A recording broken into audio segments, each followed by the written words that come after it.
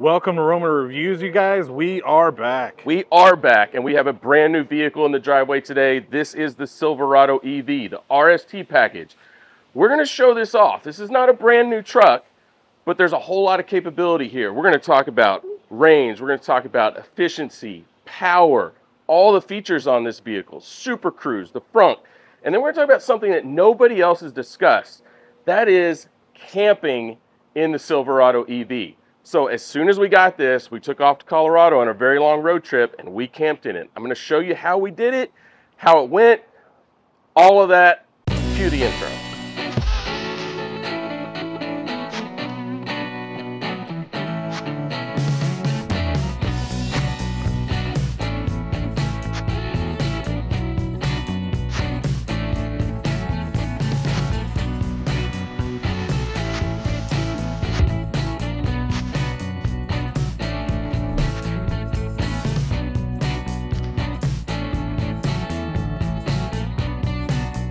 Okay, the first thing we got to do, we got to talk about how this thing looks. It certainly has presence. Casey, it's a little bit controversial. What do you think about the looks of the Silverado EV? It is controversial because it's a bit of a spiritual successor to the Avalanche. You guys remember that from several years ago. And full disclosure, I was a staunch Avalanche hater, still am today. But the irony is that I still, I kind of like it. And I can't really tell you why. We've got a group chat going on with lots of other car enthusiasts, and there's been a lot of talk about, boy, it seems really cool. It's got some cool capability. Everyone's like, but it's ugly. And I got to be honest, I just really don't think so. Like, especially in this color. There are a couple colors that I think look pretty terrible, but in the white, I think it's really sharp. I really like the front end. And, yeah, you know, I think when you approach the car, it looks futuristic. But it still looks recognizable as a Chevy Silverado. I like the black bow tie. I like the black RST badging. So let's reset a little bit on what this truck is. It is a pure battery electric pickup truck, a full-size truck. Pure EV with a massive battery. Massive, 200 kilowatt hour battery. Yeah. And I think when this thing came out, range was, you know, around 400 miles. That keeps getting better. We'll talk about that a little bit more. Horsepower. Over 700 horsepower. What's that? 754 horsepower. Which you need to make this massive truck move, but it does move. Sub 5 seconds, 0 to 60, like in the mid fours, and it's quick. All right, Brian, we're talking about the exterior. I really just want to drive it, but before we do that, I have to see the front. It is an EV. Look at that. A ton of space. We actually use this for dry storage on our trip, so all of our luggage, make sure our clothes and any electronics that we had that didn't fit in the truck, we threw it in here. It's completely watertight. Yeah, pretty awesome. And you can tell there's not much dust in here, even though you were on the road for many days, dusty places for mmany days, so that's cool. I like that, you know, nice easy entry to if you want to throw a cooler in there or whatever, so that's pretty sweet. Yep, and it does have a 120 outlet sitting over there. Woo! Yeah, I think it's a 20 amp. Power everywhere. It says it on there, but yeah. The only thing I don't like about the front is it takes forever to open. There we go. I'm going to double click it. It thinks about it for a second, and then it comes up. Oh, boy. So if you're standing here with a bunch of stuff in your hand, or somebody is, and they're waiting, they get a little annoyed. Boy, that is a 2025 problem if I have ever heard one. Let's go take a look at the tailgate. Ah. So wait, I've got two buttons here, Brian. Yeah, and they're labeled. Symbols. Yes. Neither label really tells me a whole lot. What's going on here? Oh, okay. Well, this button here is going to drop it. Okay. All right. So it drops it like a traditional tailgate. Now reach under there and hit the other one. Okay. Ah, okay. And that's going to drop that down. Oh, boy. And now I have to hit a third button? Yeah, push it straight down. Oh, my gosh. And now you got your step. Buttons. No, that's cool. And yeah, look, multifunction tailgates, not exactly a new thing, but this is the latest iteration from GM, and I think it's a good one. So now I do want to watch you put this back on. Okay, so I got to do that. Yes. And then I got to do this. And then I got to do that this. way. Look at all this. Look at all this. Yes. We got four 120s, and we have a 240. 240. So you can run a massive RV off of this. For how long? Do quite a I bit. don't know. Yeah, you can do quite a bit with this. You know, we'll talk about camping and the use case there and some of the things. Are these status lights? They are. Okay. Yeah, right. I think there's a shut-off button. What do we got here? Got just storage. A little bit of storage over there. So emphasis on little. Now this does not have the knacks. But luckily, you have an adapter. I do, and we did access Tesla superchargers. We'll talk about that when we get going as well. Speaking of getting going, I think it is time to get going. All right, we do have to close the front. I'll point out, it doesn't always automatically close when you hit the button. Oh. But as soon as I start it down, it does go ahead and drop down and close. Okay. It's very sensitive. You can tell that the lawyers got involved in a lot of areas of this truck. You know what? As someone who was assaulted by a Cybertruck, I'm actually fine with that. That's true. You nearly got the guillotine from the Cybertruck. It was attempted manslaughter by Tesla. Let's go for a ride. Let's go. All right, Brian, we're going to take a little trip here. I've noticed you have a mere 160 miles of range here on the dash. I do. So I intentionally did not charge it. I thought what we would do is, while we talk about the truck, we're going to roll out to the local Buc-ee's and we're going to put this on a high-speed charger. It's an Alpatronic charger branded by Mercedes-Benz, and it should give us a really good speed test on the charger. Let's do that. Boy, I'm really failing to get out of your neighborhood here. No, it's okay. We're in a confined space, but it does have the four-wheel steering. It is, once you get just used to the truck, I haven't had any issues parking at all. Oh boy, getting a lot of that low-speed hum, which drives me insane. We've got to do something about that. Federally mandated, so I'm not going to clown on GM too much for that. Under 25 miles an hour, this thing has a pretty annoying pedestrian alert noise. And I will tell you, it doesn't work because I had plenty of people. Because it's not stronger than AirPods. It's not, man. We were in some crowded parking lots in the national parks, and I swear these people might as well just turn around and run right into the truck. Even though I can hear the noise from inside, they were oblivious. There's only so much stupidity that you can legislate around. Yeah, so they'll just build a better idiot. I'm going to put it in sport, first off. Okay. All right, and so as we're just cruising along, it's probably not the best road. We should have picked a worse road to do this part on, but you can feel it. Now I'm going to throw it all the way over into the most comfortable, and that was fast. Yeah. And pretty different. Yeah, immediate. Like this thing floats like a more traditional full-size truck. Yeah. Yeah. Air suspension. Yeah. On the RST. Oh boy. I just noticed how much heavier the steering effort is. Yeah. Now that you moved it to sport. Yeah, I've got it in sport steering. I'll throw it over into the most comfortable mode for you. No, give me the sport steering back. You want the sport steering back? back? For sure. I love a heavy steering wheel. Yeah, there we go. Okay. And I'm going to throw it, since we're getting on the highway, back into the sports setting just for the suspension. Yeah. And it is amazing. Like a lot of cars, when you can mess with these settings, you don't really notice that much of a difference. I noticed it in this. A lot of people forget GM really pioneered this technology, the magneto, helio, whatever dampers or whatever. Like a lot of people are licensing this from GM. So they've had a lot of experience with it. Whoa! So much power. I am noticing immediately a lot of wind noise. Yeah, you notice the wind noise. Well, for one thing, it's really windy. Okay. Yeah, we're getting a crosswind. We got a crosswind. But it's because the rest of the car is so quiet. You guys have no idea how desensitized you've become to transmission noise, engine noise, downshifting, all that stuff that just goes away in an EV. That's the story of how we actually ended up with this truck. Because everybody, if you've been following this channel, by the way, please subscribe to the channel, like the video, do all of those fun things. Get some merch. It was time for my Jeep to go back. We have an EV in the family. I've gotten really used to that. And the idea of going back to a pure ICE vehicle, I know what you're doing. We're going to come to that in a minute. But the idea of going back to a pure ICE vehicle, because Ram Charger's not available yet, I couldn't do it. And so I started looking at Rivians, used Rivians, but man, the cost to get into one of those is still obscene. And the deal on this truck presented itself, and it was a no-brainer. And that lingering thought of being able to transform this into a camping vehicle, which we just did. I'm gonna show it to you. Yeah, we jumped into it. Just slow down. Just you got you're this. fine. You're Nobody gonna be okay. panic. Everyone's panicking. They see a cop. Yeah. So what did you just do?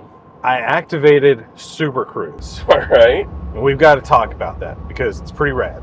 It is rad. I used it so much. I bet you did. 2,500 miles, a ton of interstate. I let the truck drive it. So. Yeah, oh, it's doing weird. So, I mean, it's completely steering, like on select freeways. Now, the network is pretty large, right? It's much larger than I expected it to be, I'll tell you that. But like you said, it really is intended for freeway use only. It's not self-driving, okay, but it just steered around major corners. And beyond that, it's supposed to change lanes for me, is it not? It will change lanes for you. You just have an idiot sitting in your blind spot. Just tap the left turn signal. Don't pull it down, just tap it. Like that, or like don't click it. There we go. Aha! And now it's showing me. Okay, it's sensing auto lane change. Auto lane change. I didn't do anything, and it's going to go up to my requested speed now. Now it's going to do it. Now, eventually, it would get back over. Super Cruise. Which it should. It should. It's a courteous driving assistant. It doesn't camp in the left lane.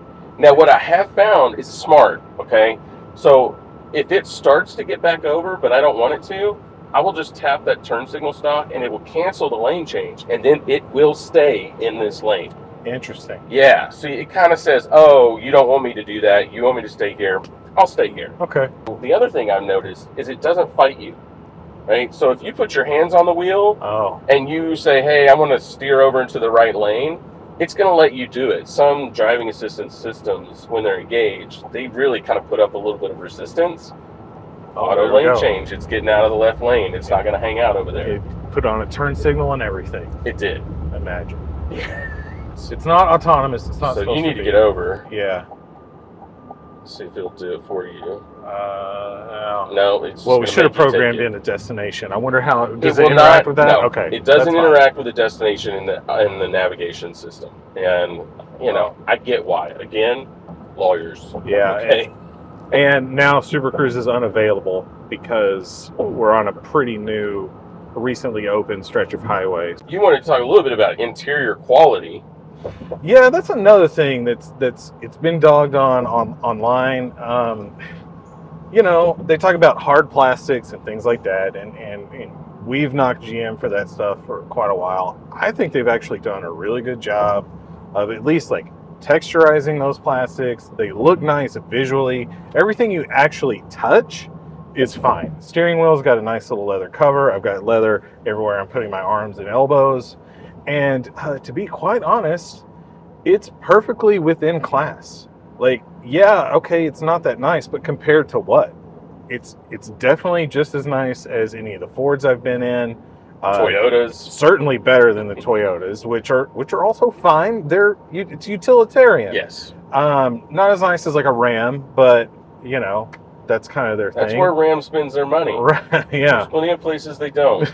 That's right. Right? They have really nice interiors. Yes. I would say this is more functional than the Ram interior. Yeah. Right? Maybe not as nice, but it's the infotainment and everything actually works better. Yeah. Although Ram still is putting Android Auto and CarPlay in their trucks. Yeah. And I don't think that's going to change. GM has made an intentional decision to piss off people who love those systems, which we do. Yes. And only go with their system. Yeah. They're trying to make money off of it. Yeah.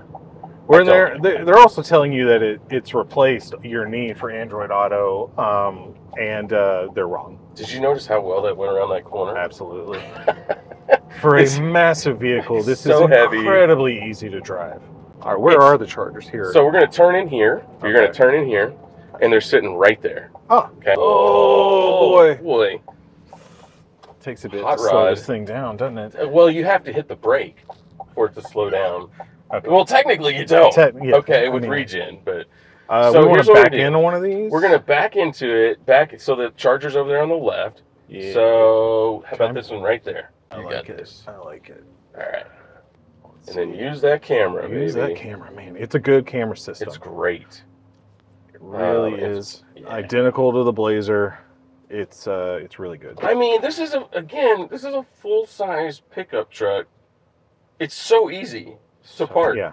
Yeah, we're down to 104. What 32%. So we should be right in that sweet spot of fast charging. 32%. Okay. How many miles are left? 143. 143 days worth of driving. The most mileage I ever saw was 477 miles at 98%. This thing is a range monster. It kind of completely reoriented my brain on the road trip about range.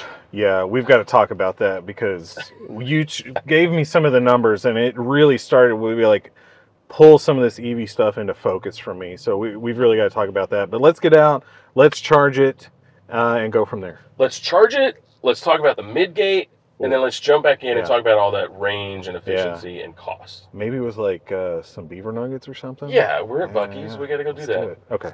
So Casey doesn't do a ton of charging on road trips. In fact, I don't think you've done any. No, we did when we brought the Blazers home. One time. And frankly, it sucked.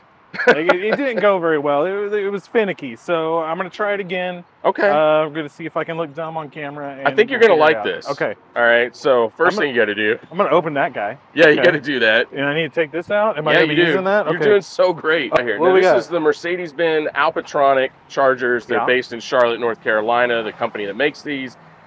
They are supposedly like the most reliable chargers. A lot of it does say it's available, so that's a good start, right? It does. Yeah, because that's a problem sometimes. First thing is to plug it in. Interesting. Yes. I was going to wait for some prompts. All right, that's a big, heavy cable. Shut up. All right. Okay, I plugged it in. Just tap it. There it goes. Authorizing. Right there. Okay? Okay. Waiting for EV. Now, this process with a lot of chargers actually takes a little while. Okay. Now, this thing should cook.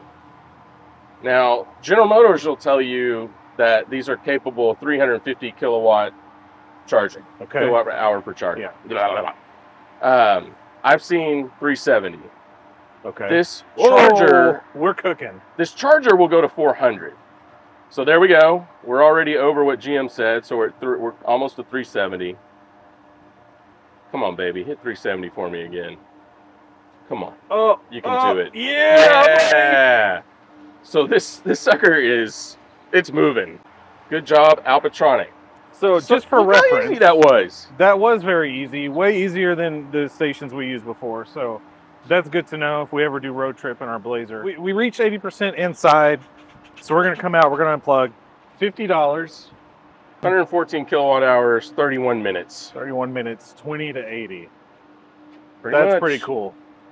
And let's be honest, right now anyway, with EV adoption where it sits, getting a charger at Buc-ee's way easier than getting a gas pump when Buc-ee's is busy. No, that's right. Look how many of them are. This is just the Mercedes-Benz chargers. On the other side of Buc-ee's, you can't really see it. Way over there in the distance, there's something like 30 chargers for Tesla. Yeah, there's a ton of them over there. Pretty nice. I think he's convinced. No, for sure. I'm very convinced. I think we should take it back home and talk Midgate and all your camping and stuff. Let's do it. Okay. Brian, we're in the back of this thing. You're going to show us the Midgate. Let's see how this goes. We are, because this is how you camp in a Silverado EV. And the first thing I want to show you is privacy screens for windows. So you need these if you're camping. Make sure people aren't coming up to your car in the middle of the night, shining flashlights on you. Brown chicken, brown. Yeah, we will link these below so you can grab them. They work pretty well and not a lot of money. Let me move them out of here, and then I'll show you how the Midgate drives. All right. Okay? All right, so Casey, there's a first step over here. I've already done mine. You need to get the seat belts out of the way. Yes. Handy dandy little socket for your seat belt. Yeah. Okay. Look at that. Next step is to drop down all of the headrests. Okay. Okay. One touch. Now, we'll pop up each section here. Bosie McBo's face. 60/40. You do have some space underneath for a couple of things, like I keep the air mattress compressor right here, which is important, just for stakes when we throw other things under here as well. Like your privacy shades? Yes. Okay. I'm going to pop over here, pull this. Ooh. He said he could do it himself. I did say I could do it, and I did it wrong. Okay. All right. Now you have access to your Midgate. And I'm going to show off the first way to do this. Okay, pop this down, and you can drop this section down.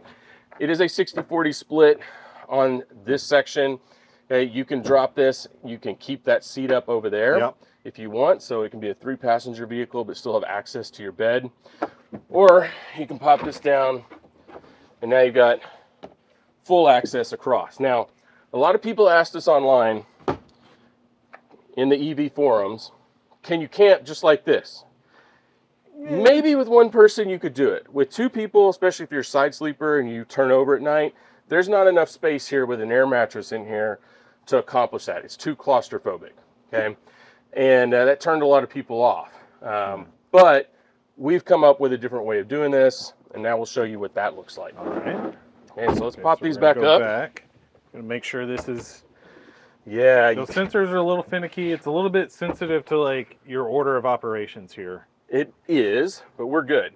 So with these up, you can actually go drop your glass down, and it's still a 1-person operation because they put this little tab in here to catch it for you. I like that. Low-tech, simple solution. Yeah. But you drop it down in here. We've got to get it centered up on here.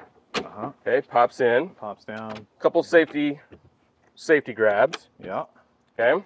Now when we hit this,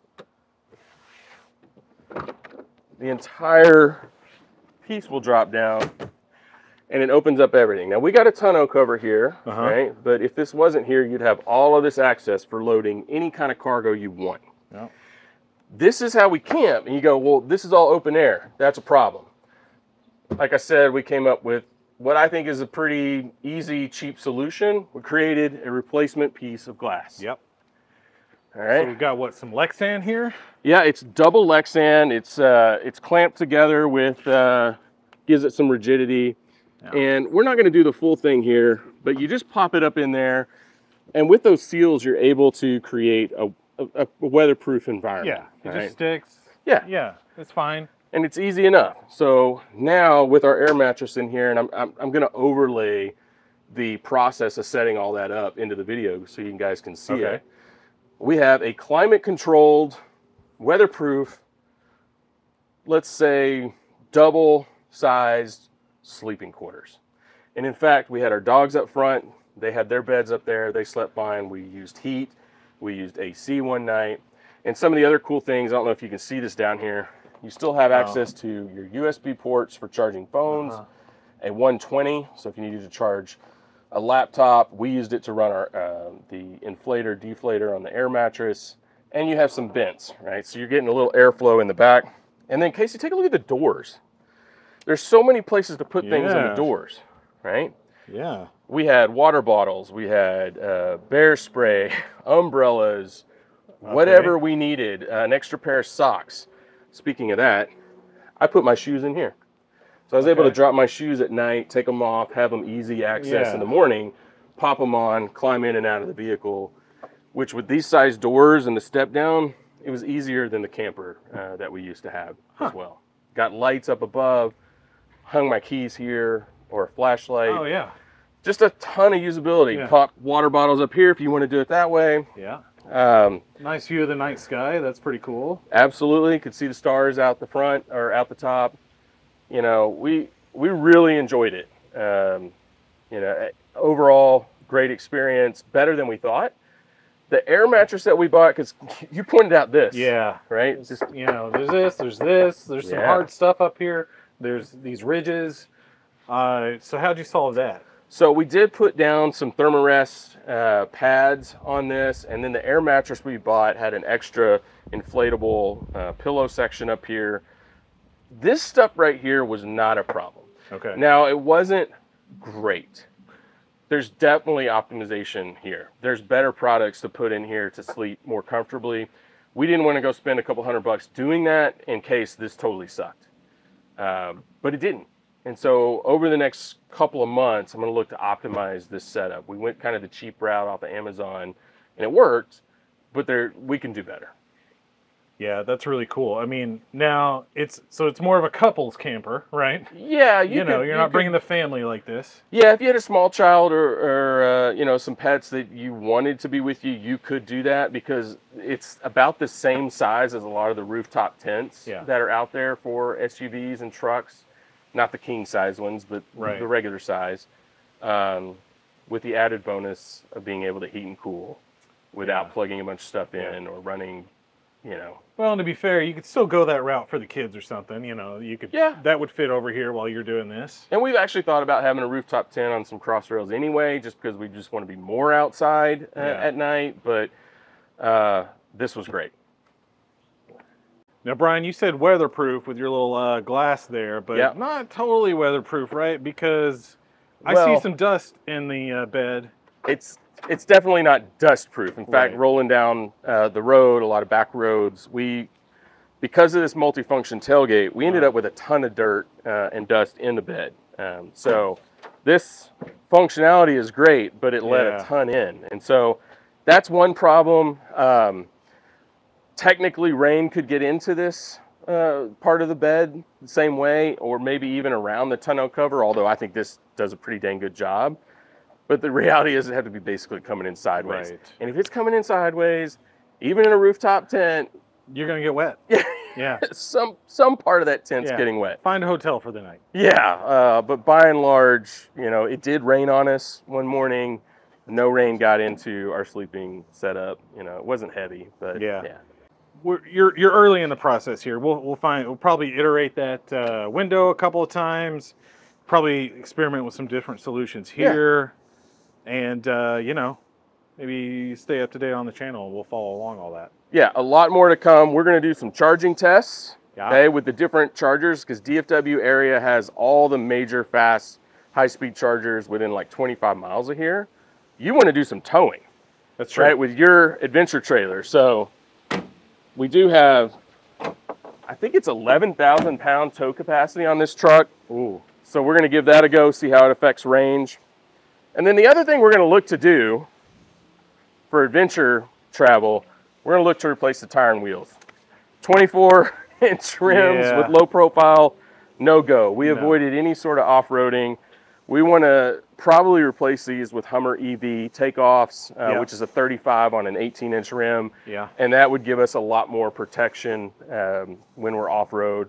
We could do a little bit more. Now, that's going to be a direct fit? It is a Hummer direct EV fit. Wheels? Yeah, for the 8x165.1. Yeah.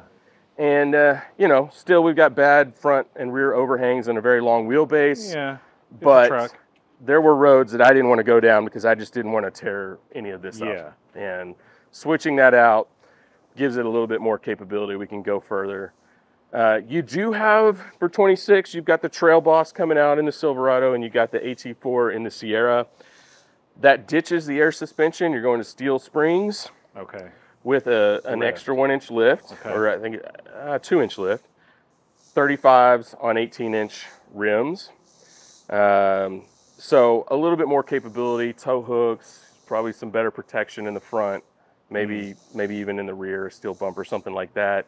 That is now the premium offering in this platform. Yeah, it would have been quite a bit more money, right? Significantly more money, being a new model year on a lease, probably double. Ooh, okay, we got a great deal on this. We were willing to exist with the compromises here and try out, you know, more of a state park, national park, road trip, camping platform, not an off-grid, dispersed camping, backcountry platform. Sure. So, hope you guys enjoyed this content. Come along for the ride with us. We got a heck of a lot more that we're going to show you on this. We're going to talk about things we don't like. We spend a lot of time talking about good things. There's some bad things with the Ultium platform Casey and I are dealing with. Yep. And there's some issues with the truck. So, subscribe to the channel, like the video, hit the bell, hit the bell, all the things. And I'm going to steal Casey's awkward wave and maybe back away. Back away.